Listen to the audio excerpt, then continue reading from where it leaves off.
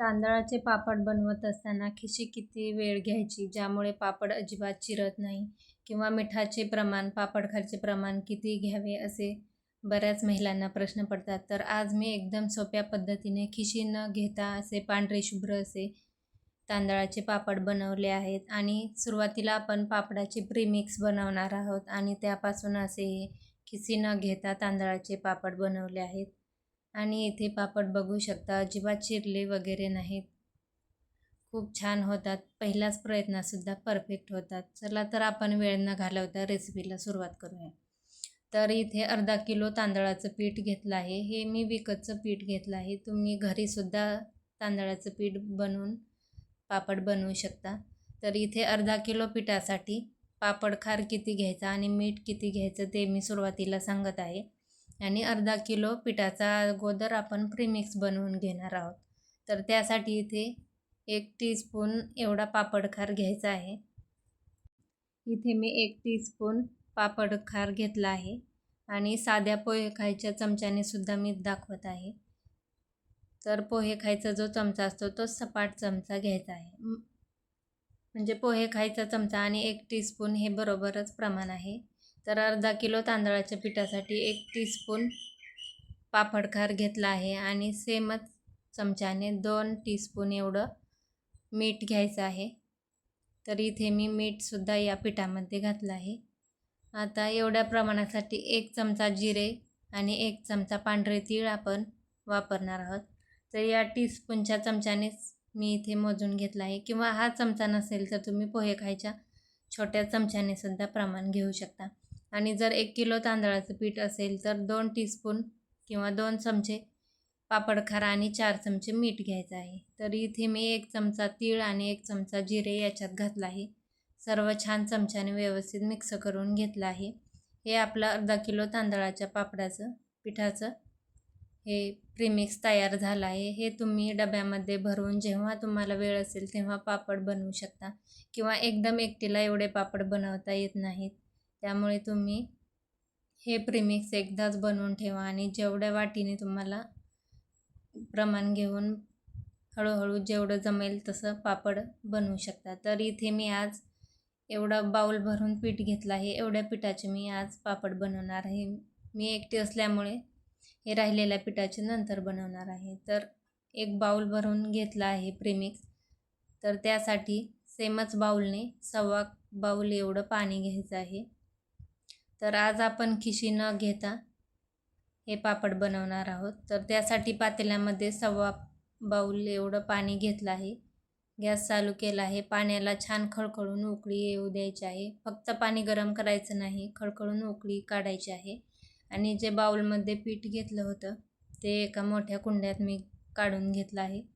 आता हे उकळलेलं पाणी या पिठामध्ये घालायचं आहे.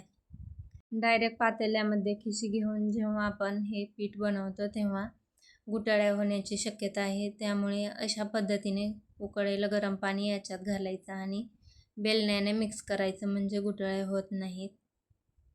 तर सगळं पाणी मी याच्यात घालणार आहे. सुरुवातीला थोडंसं घातलं आहे. जेवढं तुम्ही पीठ घेणार आहोत त्याच्या 1.25 पट आपल्याला पाणी इथे वापरायचं आहे. हे बरोबर योग्य प्रमाण आहे, म्हणजे पापड व्यवस्थित होतात. तर बघा, इथे मी सर्वच पाणी याच्यात घातलं आहे आणि बेलण्याच्या साहाय्याने छान व्यवस्थित असं मिक्स करायचं आहे, म्हणजे गुठळ्या होत नाहीत. आणि या भांड्याला अजिबात पीठ चिटकत नाही, सर्व पीठ व्यवस्थित निघले जाते.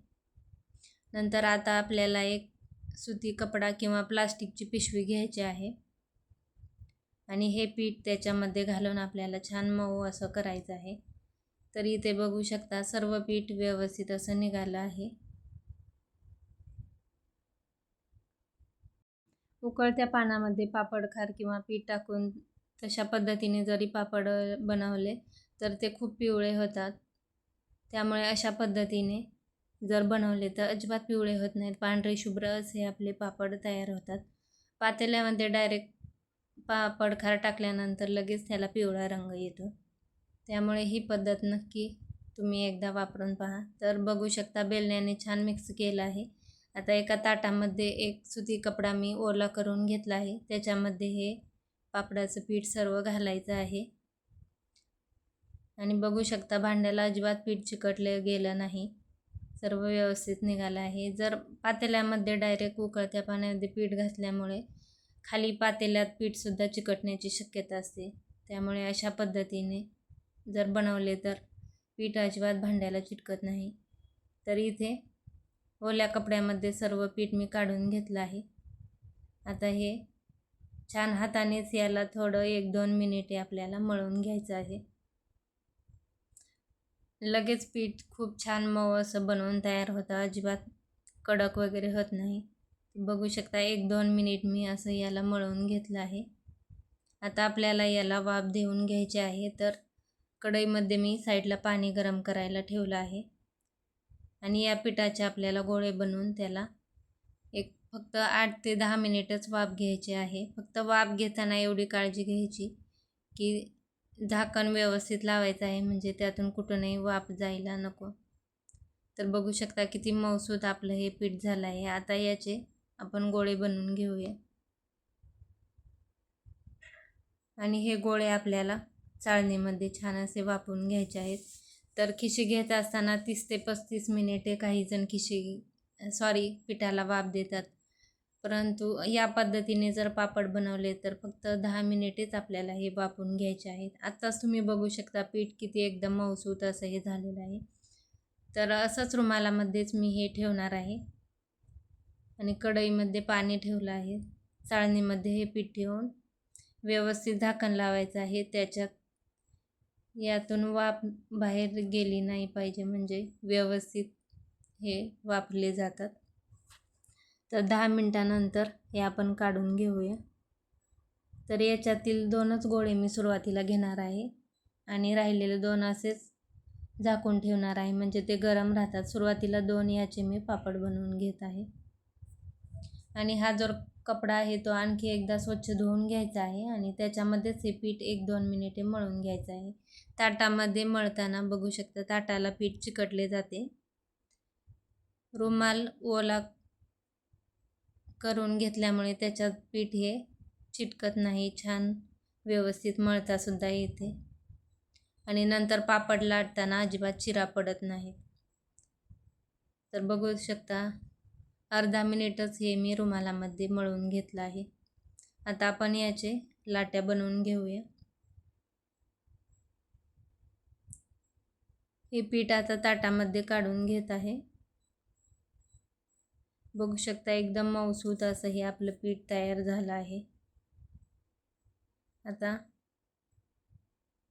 लाट्या बनवताना इथे थोडंसंच हाताला तूप लावून घेणार आहे. तुम्ही तेलसुद्धा लावू शकता किंवा तूप जर लावायचं नसेल तर तुम्ही डिंकाचं पाणी करून ते सुद्धा वापरले तरी चालते. आता चाकूने लाट्या कट करायच्या आहेत. तर चाकूला पीठ चिकटले जाते, बघू शकता तुम्ही. त्यामुळे थोडंसं सुरीला तूप लावून घ्यायचं आहे. याच्यात जास्त तूप अजिबात वापरायचं नाही, नाहीतर वाळल्यानंतर पापडाचा थोडासा वास येऊ शकतो. तर पीठ चिटकत आहे म्हणून थोडंसंच हाताला किंवा चाकूला पुसून घ्यायचं आहे. तर अशा पद्धतीने इथे मी लाट्या बनवून घेतल्या आहेत. आता लगेच आपण याचे पापड बनवणार आहोत. तर या लाट्या सुकू नये म्हणून एखाद्या भांड्यामध्ये झाकून ठेवायचे आहे. तर इथे पूर्ण लाट्या मी बनवून घेतल्या आहेत. ते एका बाउलमध्ये काढून घ्यायच्या आणि झाकून ठेवायचे आहेत. लगेच आपण पापड बनवणार आहोत. तर इथे मी पोळपाट घेतला आहे आणि एक प्लास्टिकची शीट घेतली आहे. हे पापड घरीच 1 दिवस सुकवायचे आहेत. तर एक लाटी मी घेतली आहे. सुरुवातीला या प्लास्टिकच्या पेपरला थोडंसं तूप लावलं आहे. फक्त पहिला पापड बनवतानाच लावायचं आहे, नंतर लावायची गरज नाही. सुरुवातीला प्लेटने थोडंसं दाबून घ्यायचं आहे. प्लेटनेच या पद्धतीने जरी पसरवले तरी पापड न लाटतासुद्धा बनवू शकतो, परंतु पापड तेवढा पातळ होत नाही. त्यामुळे थोडासा प्लेटने दाबून घ्यायचा आहे आणि नंतर लाटण्याच्या सहाय्याने आपल्याला लाटून घ्यायचं आहे. बघू शकता एकदम छान असा लाटला जात आहे, अजिबात चिरा वगैरे पडत नाहीत. तर तुम्हाला जेवढा मोठा किंवा छोटा पापड बनवायचा आहे किंवा जेवढा जाड ठेवायचा आहे त्या पद्धतीने तुम्ही ठेवू शकता. तर इथे मी जास्तही पातळ बनवणार नाही, थोडंसं जाडच ठेवणार आहे, कारण तळल्यानंतर हा पापड नंतर जाडच खायला छान लागतो. खूप पातळ जर ठेवला तर तो तेलकटसुद्धा होण्याची शक्यता आहे, म्हणून मी थोडेसे जाडच इथे बनवून घेत आहे. तर इथे बघू शकता पहिला पापड मी पेपरवर फॅनखाली सुकवायला टाकला आहे. 1 दिवस हे फॅनखाली सुकवायचे आहे व नंतर 1 दिवस कडकडीत उन्हात वाळवून घ्यायचे आहे. तर इथे मी दुसरासुद्धा पापड बनवून घेतला आहे. तर बघू शकता तुम्ही कुठेही चिरा अजिबात जात नाहीत. अशाच पद्धतीने इथे मी राहिलेले सुद्धा सर्व पापड बनवून घेते.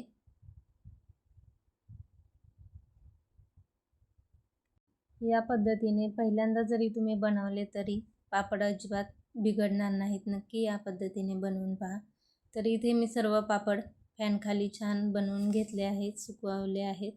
नंतर 2 दिवस कडकडीत उन्हात वाळवून घेतले आहेत आणि उन्हात वाळवून घेतल्यानंतर बघू शकता पापड अजिबात कुठेही तुम्हाला चिरा वगैरे दिसत नाहीत. लगेच आपण इथे तळूनसुद्धा पाहूया.